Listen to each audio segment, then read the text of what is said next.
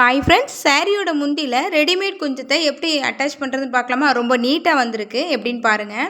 First readymade கொஞ்சம் இந்த மாதிரி கடைகளில் கிடைக்கும். அதை முந்தி கலரில் வாங்கிக்கோங்க. சாரியோட முந்தி கலரில் நீங்கள் உங்களோட குஞ்சத்தை நீங்கள் சூஸ் பண்ணி எடுத்துக்கோங்க.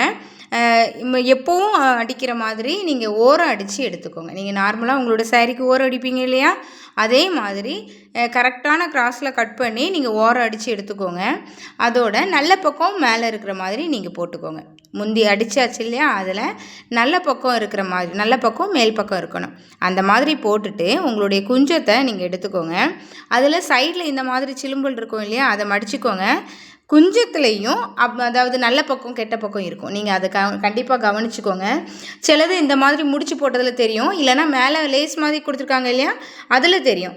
அதில் வச்சு நீங்கள் கனெக்ட் பண்ணி நல்ல பக்கம் மேலே கொஞ்சம் மேலே இருக்கிற மாதிரி நீங்கள் பார்த்துக்கோங்க. பார்த்துட்டு அந்த லேஸ் பின் கொடுத்துருக்காங்க இல்லையா, அந்த லேஸ் உள்ளே போயிடணும். சாரீ பீஸோட உள்ளே வெளியே தெரிய வேண்டாம், அது தெரிஞ்சால் நல்லா இருக்காது. அது உள்ளே தள்ளி வச்சு அந்த நுனியும் சாரியோட நுனியும் உங்களுடைய அந்த குஞ்சத்தில் இருக்க லேஸோட நுனியும் சேமாக இருக்கிற மாதிரி நீங்கள் பார்த்து அடித்து எடுத்துகிட்டே வாங்க. ரெண்டையுமே இழுக்காதீங்க. அது அப்படியே வச்சு நீங்கள் ஸ்டிச் பண்ணி எடுத்துகிட்டு வாங்க.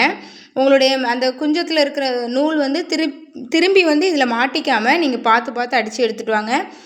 தொடக்கத்தில் எப்படி ஃபினிஷ் பண்ணிங்களோ அதை மடித்து விட்டு சேம் அதே மாதிரியே நீங்கள் முடிகிற இடத்துலையும் நீங்கள் எக்ஸ்ட்ரா இருக்கிறத கட் பண்ணிடுங்க. சில குஞ்சத்தில் தான் எக்ஸ்ட்ரா இருக்கும், சில குஞ்சத்தில் கம்மியாக இருக்கும். நீங்கள் அதை எப்படின்னு பார்த்துட்டு நீங்கள் ஸ்டிச் பண்ணி எடுத்துக்கோங்க.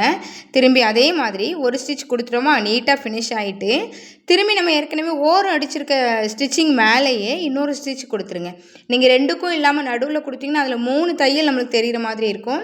நீங்கள் அதை பேஸ் பண்ணி அடிச்சிட்டிங்கன்னா மேலே இருக்கிற அதாவது குஞ்சத்தில் உள்ள லேஸ் திரும்பி இங்கே தெரியவே தெரியாது. ரொம்ப நீட்டாக ஃபினிஷாக இருக்கும். இந்த டிப்ஸ் உங்களுக்கு பிடிச்சிருந்தா கண்டிப்பாக ஒரு லைக் பண்ணுங்கள். தேங்க்ஸ் ஃபார் வாட்சிங்.